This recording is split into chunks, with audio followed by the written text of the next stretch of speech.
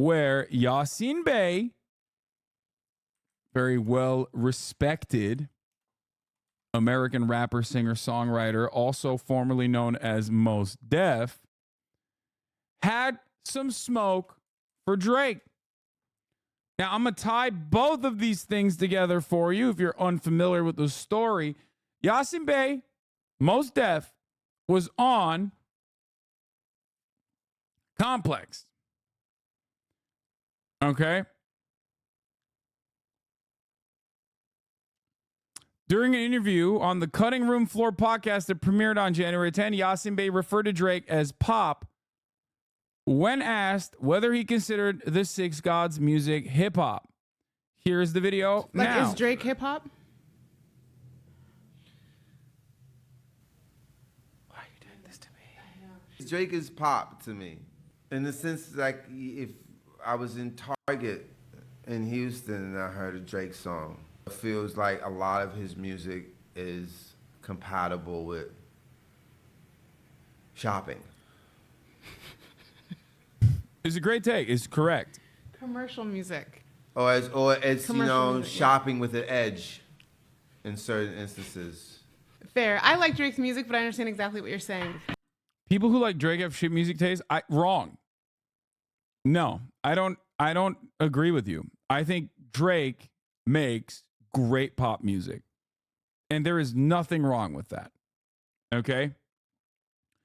I think you're an elitist, and I think that you're silly, because there is always going to be a place for just like bubblegum pop bangers. Okay? And that's precisely what Drake's doing. It's fine. It's just popular. So people want to hate. So having said that, I mean, Drake has a lot of like corny qualities to him, as always. But overall, okay, this part is 100% on the money, 100% true. But of course, a lot of Drake fans got very mad at Mos Def for this, Yasin Bey for this, when he was making a broader point. Brother, this is your worst L take ever. Guys, I am a person who will always say, I like movies. I do not watch film. I do not watch cinema. I watch movies, okay?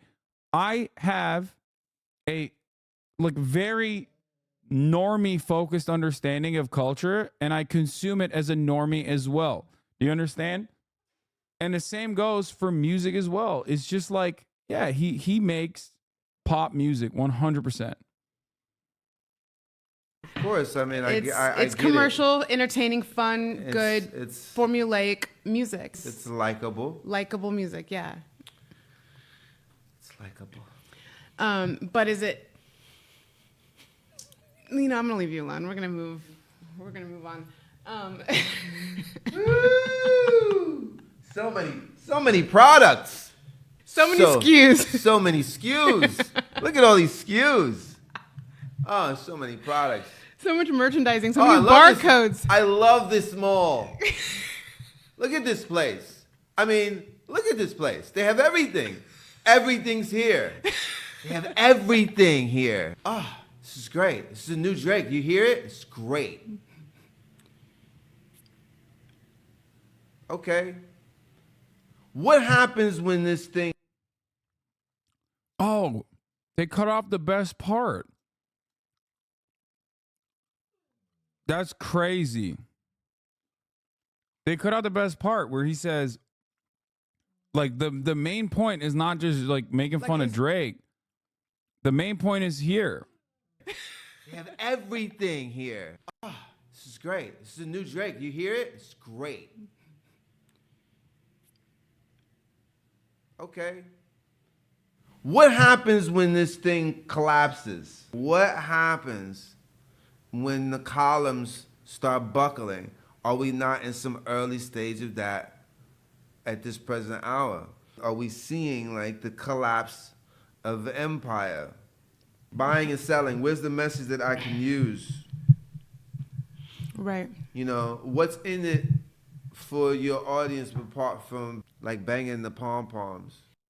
Like, so that part is actually the most interesting, most prescient part of this conversation, and perhaps like the actual main point that he's making, which is that Drake makes commercial music for the sake of, shopping with an edge, for the sake of buying and selling commercial products.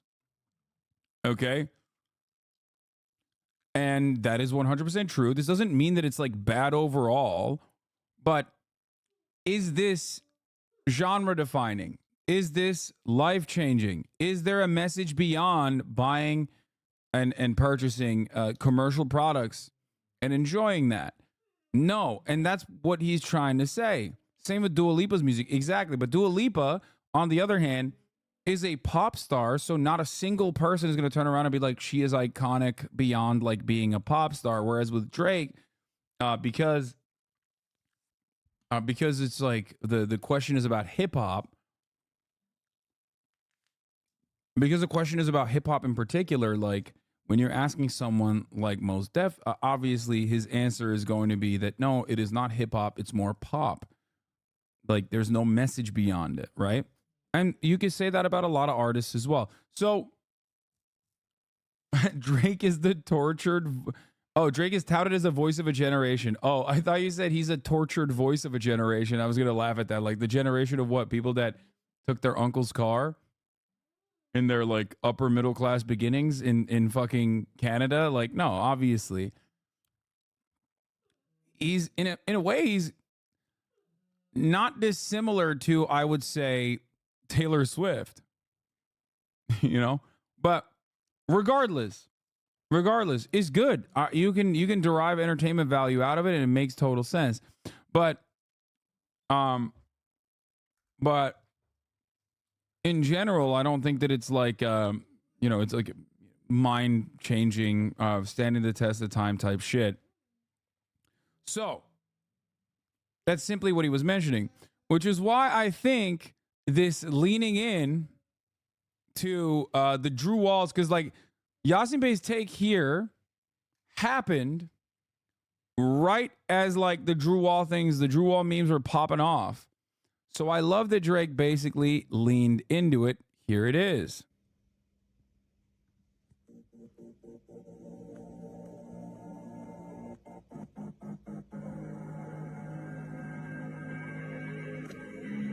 Is he making the cum juice from Saltburn? He's making the cum drink.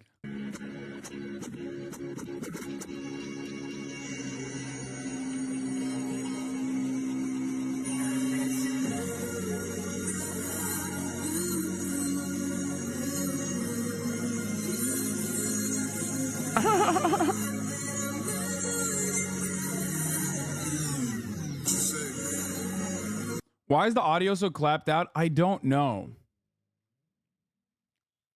I don't know why the audio is like this. Like, this is the OG one, though.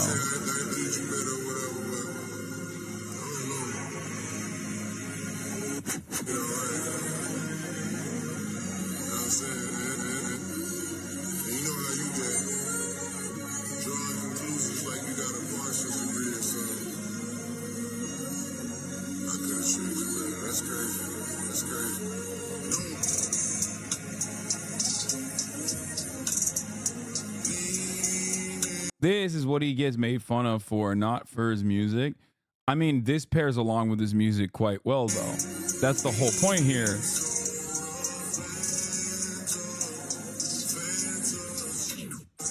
I said that man got childbearing hips. Yeah, it's not wrong.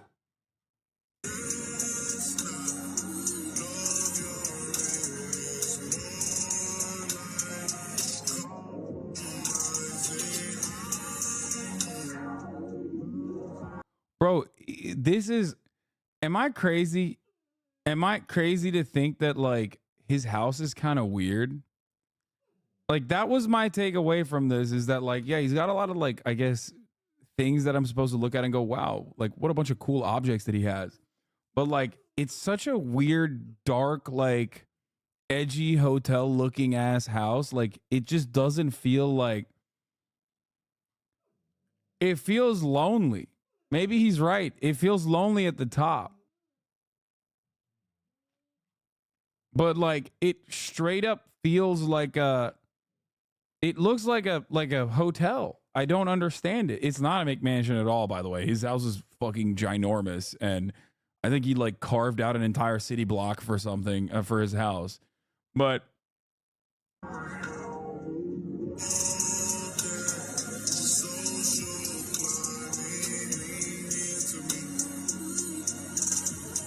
you're literally describing your own fucking BG Lamau. What do you mean, my own background? This is my living room.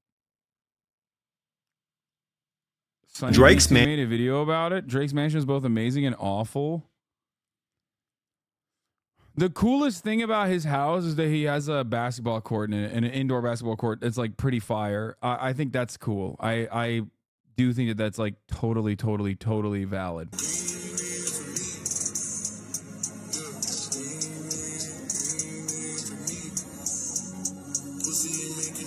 Every part of this, like including the bedroom. Look at this. It just doesn't feel like a real, it doesn't feel like a real bedroom.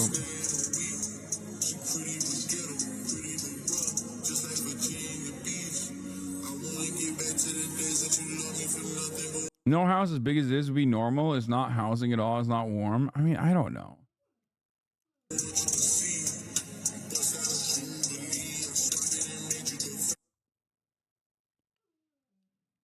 Did that chatters will call you the Drake of streaming? Chatters have no, for Twitch streams, a lot of Twitch watchers have no frame of reference outside of Twitch, so they do literally think I'm like as rich as Jeff Bezos or live in similar circumstances to Drake. Like they don't think about it. Nobody lives in this house. Yeah, that's what I mean. It's like one thing that you guys know about my living situation is that like I always have, like I have currently in this house 2 rooms that we've turned into studios beyond this supposed to be living room space that is my studio, right? And outside of that, there's my bedroom and 2 extra bedrooms upstairs. They are always full. Like there's always people here. There's always people staying with me. And I feel like, you know, there's family members staying with me. There's always people coming in and out. And I feel like he has so much space that I don't know what he would do with all that space. Like there's no way. He probably has like 15, 16 bedrooms, I suspect. Right? We need a guest says you have a normal house compilation. Yeah, I mean, it's fine. The point is, would you ever let a fan stay at Hotel Piker? No. What the fuck are you saying? No, of course not. No, random people cannot stay at my house. What is happening? Elon Musk responded to a post about you? Oh, God, I hope not. That's gross and weird. Oh, he did. Oh, God. Oh, God. With 169. Ay, ay, ay. Well, it only got 700 likes. Don't elevate it further. I think everyone's forgotten that he posted his Insta stories, Mommy Milker's anime.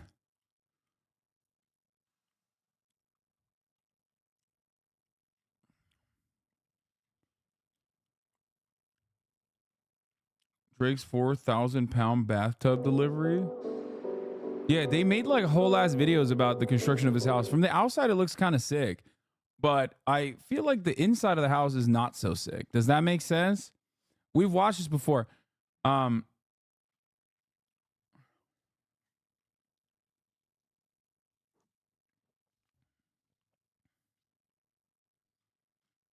In Atlanta, his grandfather lives at one of his houses, which is funny because weirdos on Twitter rip you for not donating all of your wealth to socialist causes, but let people stay in your house all the time to the point where I don't even understand how you have any alone time. I don't mind having no alone time. I like it.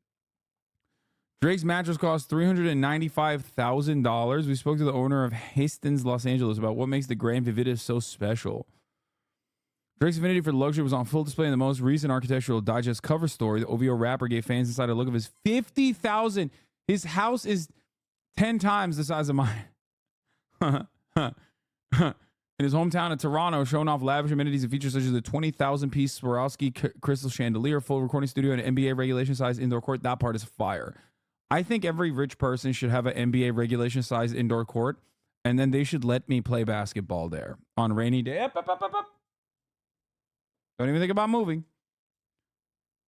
I think that that's like a thing that should happen. That's my point. An indoor swimming pool and an awards room, but one of the most notable pieces in Drake's not so humble abode was nearly his $400,000 custom bed.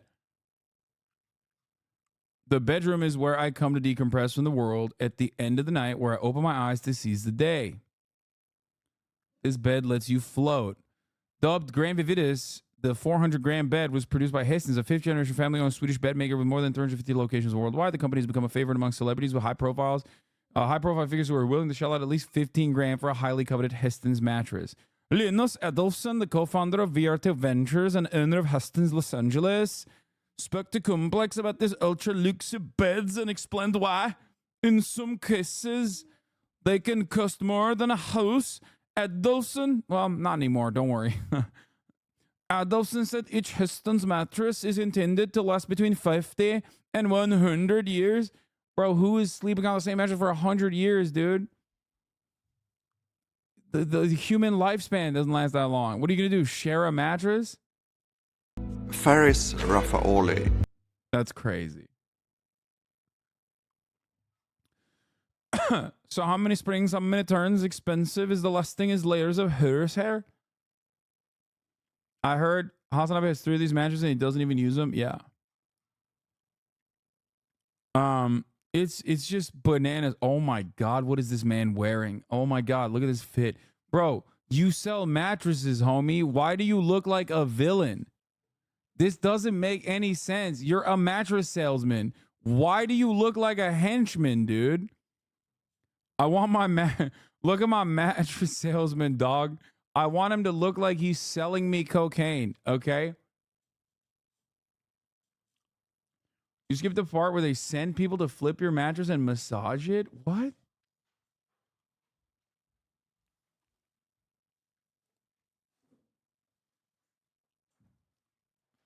Oh, it's actually ironic because mattress business is like filled to the brim with mafia guys and is basically a fake business. You are right. You're actually not wrong. A lot of the mattress businesses are owned and operated by like shady illicit business owners that are using it as a front. I did forget about that, but like I wouldn't expect this guy to be like that.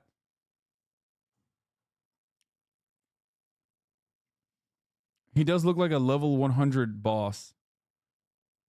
This dude is buying VIP tables at One Oak and banging models. Yeah. Oh, he's the architect of the house? That actually does make sense if this guy is just the architect of the house because he looks like the house. Don't even think about it. His fit looks exactly like the vibes of the house. God, it's so ugly. Anyway, whatever. Let's just, yeah.